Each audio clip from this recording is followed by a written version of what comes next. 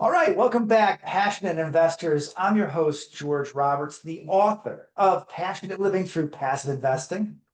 As business owners, the need to define our brand and market is paramount.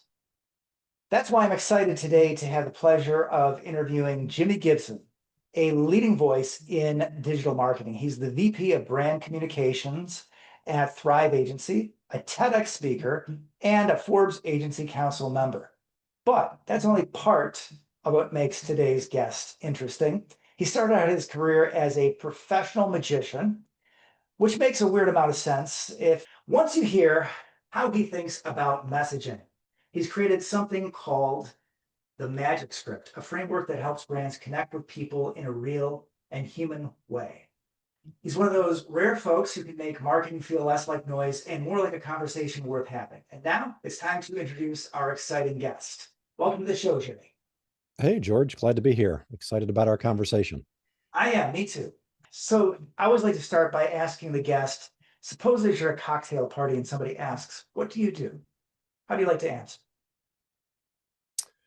Well, I guess it would depend on the cocktail party, but typically I would say I'm a magician who helps businesses stand out in a really crowded space. All right, cool. And I do like the way that you put magic and marketing and making a difference together. So your story reminds me a little bit about the actor Steve Martin from The Mm. Jerk. I mean that in the nicest way imaginable, of course, but he credits, I remember in an interview once practicing magic tricks and playing banjo with helping to prepare him for the silver screen. So maybe if you could just put the three together, how is magic, marketing, and making a difference? How do they all fit together for you? Yeah, and I've read that bio, and I'm a big Steve Martin fan, and take that as a compliment. Having George and my Absolutely. name in the same sentence, sure. um, well, it was kind of interesting. I started out as a kid. I got a magic kit, and then I in high school met a guy who worked at an ad agency, and they were looking for a promotional entertainer to help a global brand promote their product. And so while everybody else was sort of doing retail and cutting grass, I was doing about 50 shows a year. Yeah. And that ended up lasting about 16 years, that relationship with that company. And so Mhm. hanging out at the ad agency and then being able to do magic full time, I had these aspirations of being in Vegas and doing a big, Mhm. huge production show. And I would say, and I'm going to skip quite a bit forward in the timeline here, but that was a single focus of mine. As I got more interested in marketing, it became a dual career where I was doing magic and marketing at the same Mhm. time. But I still had that hunger to like be out in front of the audience, and it was all about Yeah. me. And my wife and I took a trip to Rwanda, and I talk about this a little bit in the TEDx talk that I gave. Mhm. And, I had these visions of how that trip might go. And it wasn't until we got back that I realized that, yeah, it was more about the trip and who we met and what we did. And and we can dig into this more if you'd like, but there was a situation where we were sponsoring a young man, and there was a health situation going on with the young man, and the organization asked if we would pay for an operation. And we were like, oh my gosh, how much is that going to cost? And so we asked them to figure out, like, what is the cost of that? So I had gone to perform a show in Washington, D.C., and was calling my wife to let her know I was on the way home. And she said, we got the price for this operation. And of course, I'm driving down Interstate 95 going, oh my gosh, how much is that going to cost? And when she told me the number, it was almost the exact amount I'd just made doing something that I'd done since I was 6 years old and I would Mhm. do for free. And so it was pretty easy to go, yeah, we'll take that money and provide that uh, money for that operation. And that sort of flipped the script for me where I'm like, wow, there's something that I'm passionate about and it could help somebody halfway around the world who didn't even attend that magic show.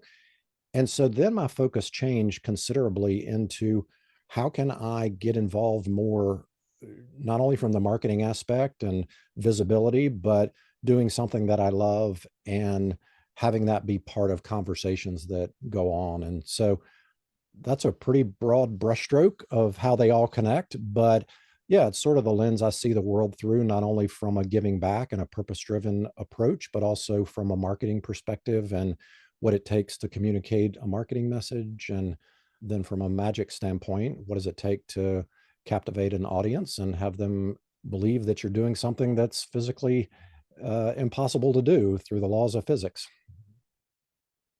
Yeah, amazing. And, I have watched that TEDx talk. I think it's beautiful. I would highly recommend it to my listeners. But another thing I'd like to ask you, since you brought that up, I know a lot of us would like to score those high profile talks. Tell us, how did that work? Did you go to them? Did they come to you? How do you get these high profile speaking engagements? Yeah, I would say TEDx specifically, being a performer, it was sort of a goal that I wanted to accomplish. And again, I thought it was all about me. And I submitted countless applications and they asked for a little snippet of what are you going to talk about? And then I never hear back. I might hear back and say, we've gone in a different direction. So there's typically a theme when you do a TEDx that you want to make sure your pitch aligns with that theme. And so you have to just think through, okay, what has happened in my life? How is it going to intersect with this theme that they are going to stitch all these speakers together? And then the biggest lesson for me was their theme is ideas worth spreading, right? And so an idea worth spreading is not my biography, it's not my story, it's something that might inspire the audience. And so I thought about that trip to Rwanda and I said, wow, I think the story is really about everybody else. It's about what is it inside of you, and I call it your abracadabra in the talk. There's something inside of you that may not relate to the work you do on a daily basis.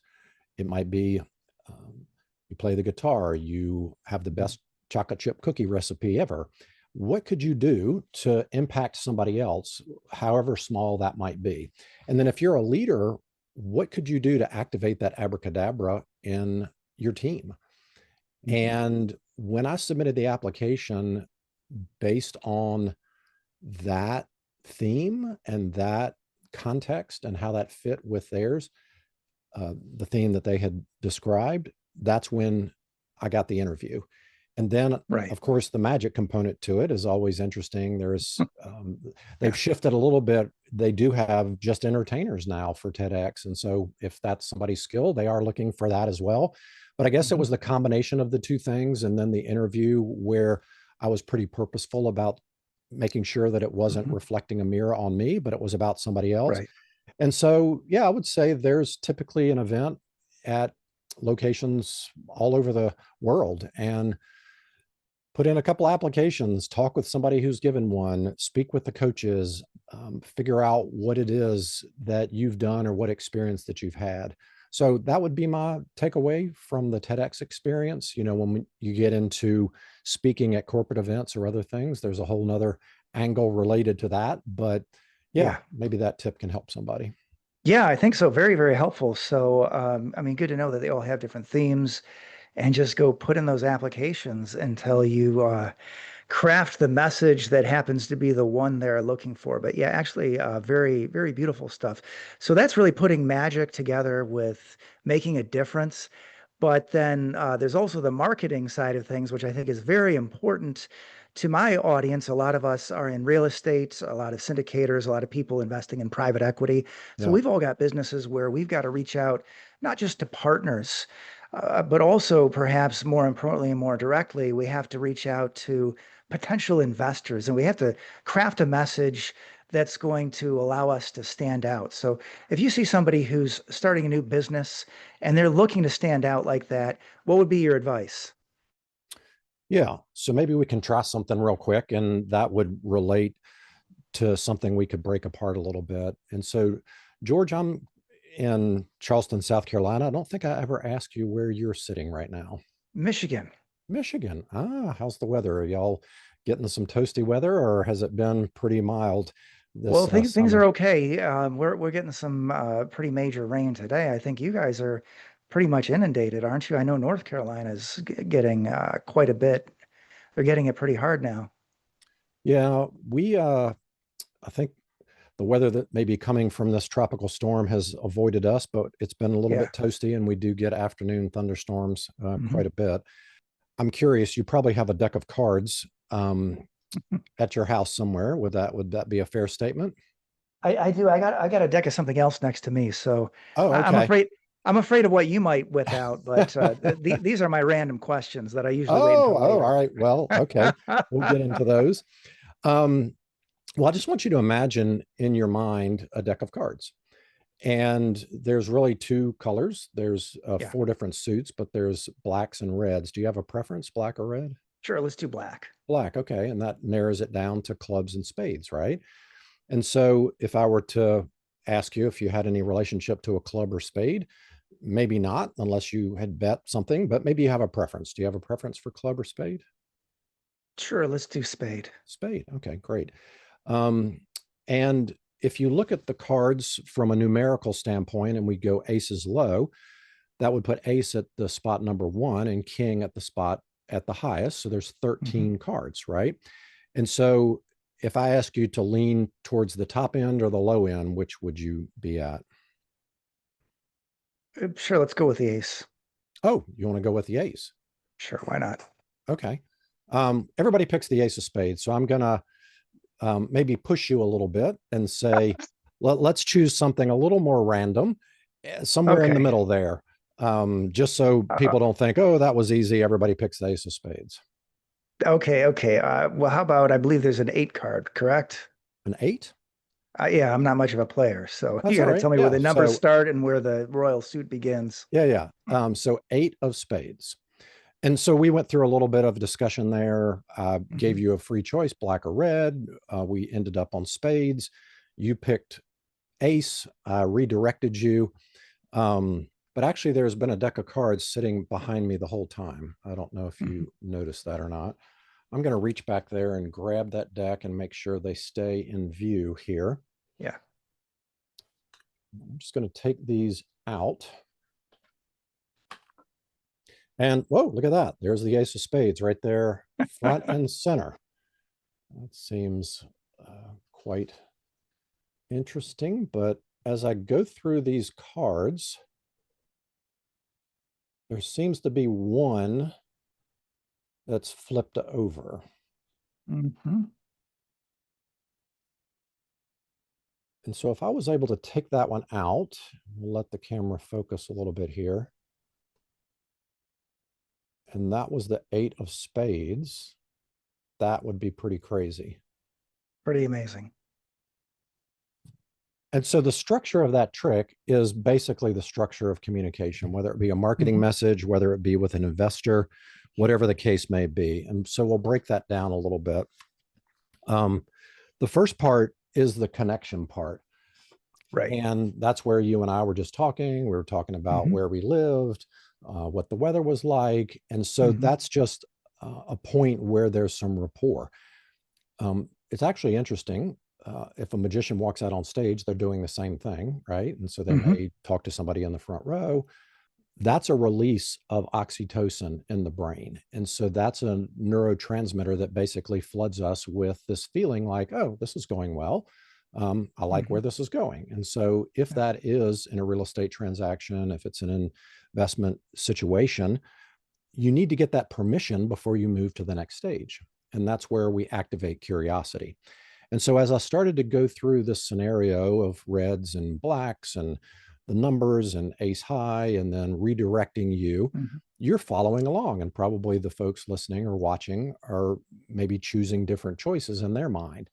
And so I'm sort of reading the room and trying to understand how long can I take that curiosity before it starts to get confusing. And then what am I activating in the audience's mind? And so when we're talking about a transaction for investment, maybe there's going to be some development, maybe there's potential to get a high return on that investment if it's private equity. And so one of the most powerful phrases is what if? And so you probably heard me say, what if I turn this card over? And so you're activating that imagination in your audience, right? And so that's actually a release of dopamine. And we hear a lot about dopamine addiction with social media. It's not actually addiction to social media. It's the expectation of closure or a reward. And so when we post on social media, we're wanting somebody to like it, to share it, to comment on it. And if we stay in that heightened state, it can kind of wear you out. So we need to get to Yeah. that point of a call to action, the climax of the magic trick, the ask, related to a sale or investment, that type of thing. And so that's where we transition to me basically having you think in your mind, oh my gosh, I didn't really notice that deck sitting behind you. If somehow the card that I just pulled out of my head is going to be represented in some way in this deck that is opened up, that would be pretty cool. And then when I turn the card over, that's actually a release of serotonin, where this whole conversation that has happened before then now makes sense. It all feels Mhm. right with the world. It's like, oh my gosh, that makes sense. That was really cool. And that's basically the three phases that every communication should go through. If you skip one of those, it feels unnatural. And so we're probably familiar with LinkedIn, where somebody sends a connection request. Interesting that it's called a connection request. And then immediately after you accept that connection request, what happens? You're hit with a pitch of some sort. And so we have not developed that connection. We have not Right. respected that relationship.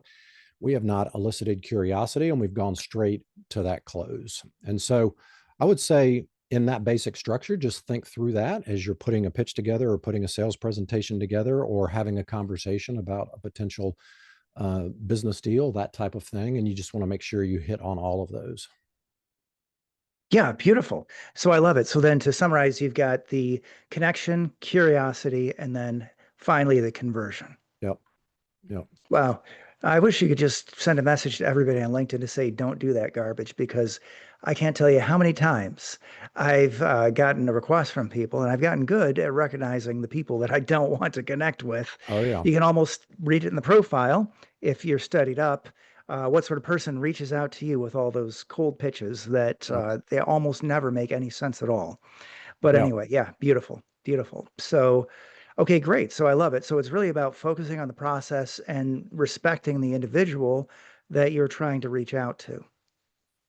Yeah. And I would say, if you're in a personal sales position or you're walking into somebody's office, what do you notice? Like the only thing that I have right now is the communication that you and I have had back and forth, the situation or the scene that you're sitting in. I might ask you about, something related to that, or then get into questions. If I see a picture hanging on the wall, that type of thing, you're just looking for something of mutual conversation starting. Do your research, understand as much as you can about that other person. And you have to establish that connection to get permission to move to the next phase. Yeah, beautiful. Great stuff.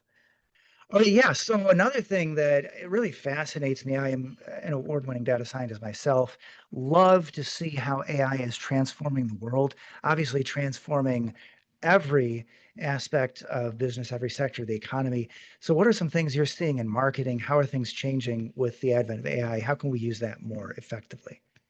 Yeah, I would say we're going back to the world of PR, and these large language models are actually have preferential treatment to brand mentions. And so if you think about investing and private equity and whatever businesses you may be part of or owning, there is a huge interest in the face behind the brand. And if it is passive investing, then is there somebody within that organization, or is there some subject matter expert, or is there some ability to have your personality infused in any way? And it doesn't mean it has to be active. It could simply be writing articles. It could be, a variety of formats. We do work with a number of businesses that are owned by private equity, and there is a push for that business to generate revenue in a different way so that those investors can reap the benefits of that investment. And so often what we see in that situation is where maybe the active partner or the management of that investment has not been very visible online. And so if you're a silent investor, or if you are looking for to be more behind the scenes, then I think what you can do is work with your businesses that you work with or whatever properties, if it's held by a larger group, is to make sure that they are not hitting that chat GPT button for content associated with that business and getting the bland and typical stuff and generic stuff that everybody else is putting out. There really needs to be the expression of expertise, authority, trustworthiness. And so whatever it is that you're investing in, make sure that there are reviews, there are customers that are pleased with that product or service, that there is some identification of people within that business that can speak about that topic if it's not yourself. And so we see a lot, especially in the SaaS world, where it's pretty much a faceless business. And people are curious. What is the thinking behind this business? Who are the investors? Why did they invest? Is it some personal connection that they have with the business?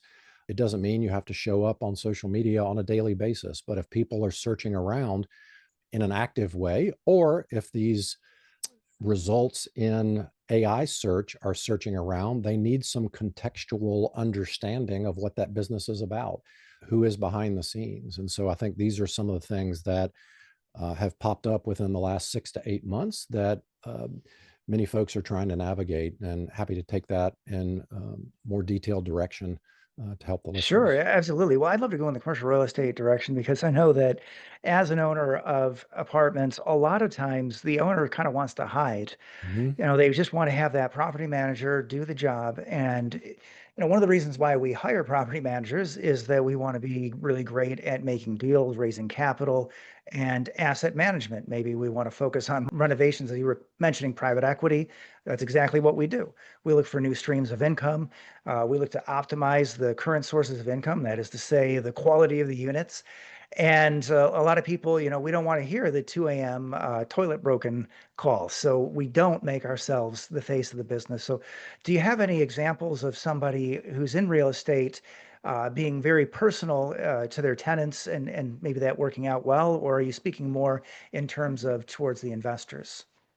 I would say the biggest advice for the investors, and I totally understand where you're coming from related to the properties. And there's two parts to that. The first part is if the investment is something that you've got the property manager and everything is going well, then keep it that way. If there is a desire to grow that portfolio or expand that property, then there may be a lot of reasons why there might be vacancies within that property. And so a local approach for marketing can certainly help. But when we talk about having investment opportunities come to you, and you asked me earlier about the TEDx talk, I sought that out. What we are seeing from folks within this space, and it doesn't have to be related to real estate. It can be related to their expertise in investing. It can be money management. It can be a variety of things. And I would say LinkedIn is the highest income level of any social media platform. When we see that folks have a strong personal brand on LinkedIn, people are seeking them out. They are able to have more leverage for a deal. They are able to pick and choose more related to things that they want to be involved with. When folks are looking for partners, when they're looking for opportunities, they're seeking out people that they believe have the expertise and experience that they're looking for. And so I would say, independent of the specific investments, growing a personal brand for yourself, we've seen that Right. change opportunities dramatically. Right, beautiful. Yeah. So I'll show you a couple things I'm doing. Obviously, my book, Passionate Living Through Passive Investing. Yep. That's part of my personal brand. And then my YouTube channel, playing up on my award-winning data scientist days, the data scientist of real estate. And I got this character put together, animated, and Awesome. flies around and does all kind of things that superheroes do because I want to make data interesting. Because I think you're going to make better decisions with data. And so let's just dig in, but make it fun. So there's a couple things that I've done. All right, great stuff. Well, just one final question. I want to make sure that our listeners know how to reach out to you. So email, website, carrier pigeon, smoke signals. What is the best way to get in touch with Jimmy Gibson? Yeah, short of a magic incantation, I would say LinkedIn is where I hang out. I post every day some sort of tip or thing related to magic or leadership, or excuse me, marketing or leadership, and some magic. And then the website for Thrive Agency is just thriveagency.com. All right, beautiful. Well, thank you so much for taking the time to share your knowledge and experience with our audience. Absolutely. Thank you.